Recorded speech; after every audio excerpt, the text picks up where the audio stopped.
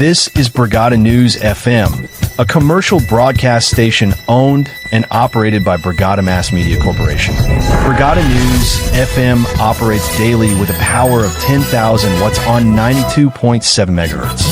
Brigada News FM is technically supervised by electronics and communications engineer and first-class radio telephone operator duly licensed by the National Telecommunications Commission.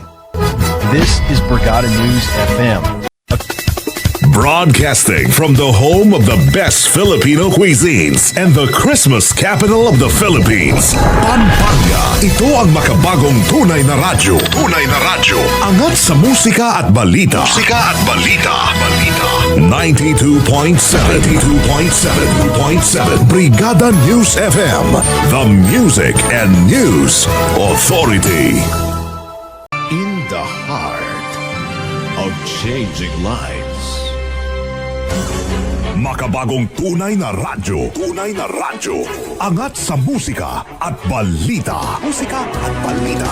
Brigada News FM. Brigada News FM. Broadcasting from the nation's seat of power and the vibrant capital of the Philippines, Metro Manila. Our home, our treasure, and our pride. Join the Brigada Nation Building Initiative to create sustainable jobs by attracting more travelers to discover the delightful Philippines. Be the heart of the delightful Philippines. Isang bayan, isang tahanan. Sabay-sabay nating palakasin ang tulong, trabaho at turismo. Brigada. In the heart of changing lives. This is 105.1 Brigada News FM. Brigada News FM. Manila. The music and news authority. One time, the new Filipino time, alas 7:01 ng umaga.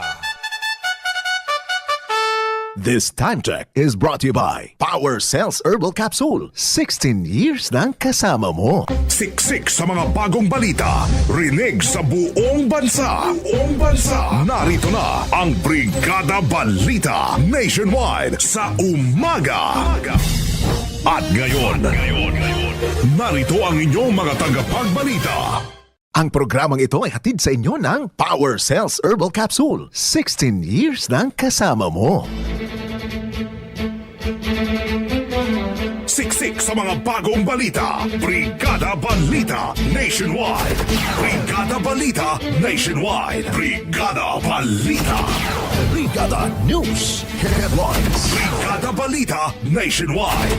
Sa Brigada Balita Nationwide ngayong umaga, Brigada Balita Nationwide. Pangulong Marcos nakahanda na para sa kanyang ikalimang State of the Nation Address.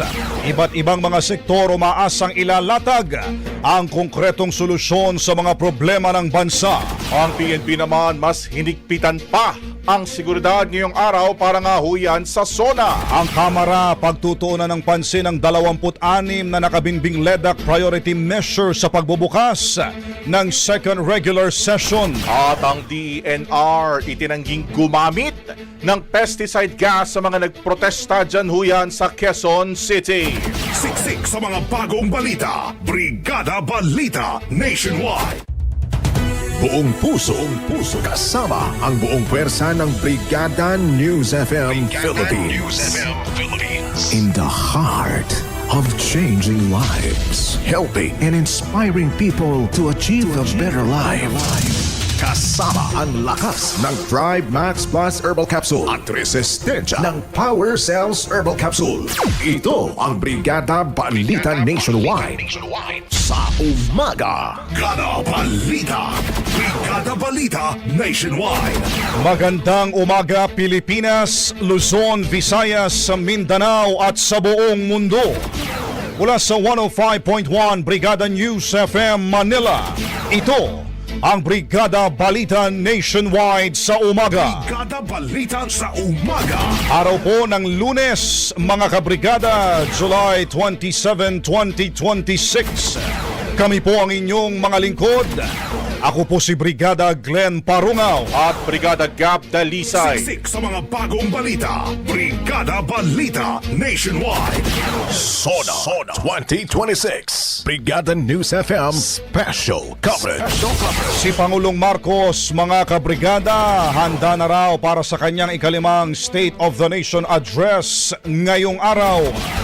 Brigada Maricar Sargan, ibrigada mo! Brigada Live Report. Nagsagawa ng final preparation si Pangulong Ferdinand Marcos Jr. kahapon para sa kanyang ikalimang State of the Nation Address o SONA mamayang hapon. Sa mga larawang ibinahagi ng Presidential Communications Office at sa official social media pages ng punong ehekutibo, ipinakita ang ilang behind the scenes habang pinapolish nito ang kanyang talumpati. Nauna nang sinabi ni Pangulong Marcos na magsisilbing malinaw na ulat sa publiko ang kanyang SONA hinggil sa naging tugon ng administrasyon sa mga hamong kinaharap ng bansa mula noong nakaraang taon.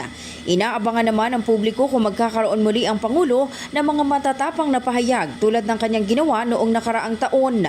Matatandaang sa kanyang SONA noong 2025, tumatak sa publiko ang kanyang linyang "Mahiya naman kayo" nang hayagan niyang sitahin ang mga kurakot na opisyal ng pamahalaan at mga kontraktor na dawit sa anomalya at ghost project sa flood control.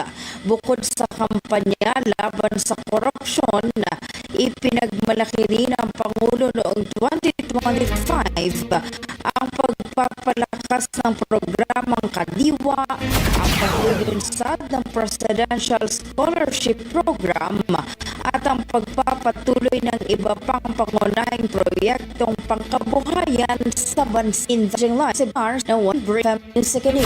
Brigada Balita Nationwide. Mga kabrigada, bago magsimula nga ho ang ikalimang State of the Nation Address ni Pangulong Marcos ngayong araw, nanawagan naman ang iba't ibang sektor ng konkretong aksyon ng pamahalaan sa mga problema kinaharap ng mga Pilipino. Hiling ho ng mga tsoper ng jeepney ay ang agarang pagtugon sa patuloy na pagtaas ng presyo ng diesel at suporta ho sa mga traditional na jeepney drivers.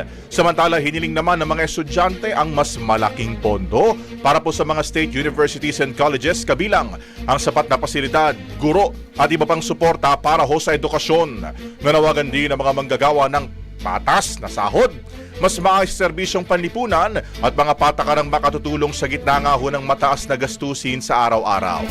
Sa sektor naman ng kalusugan, hiniling po ng ilang grupo ang pagpapalawak ng no balance billing policy, dagdag na benepisyo para ho sa mga may malubhang sakit, mas maraming abot kayang dialysis centers at mas mabilis na pagproseso sa mga claims sa PhilHealth. Brigada Balita Nationwide.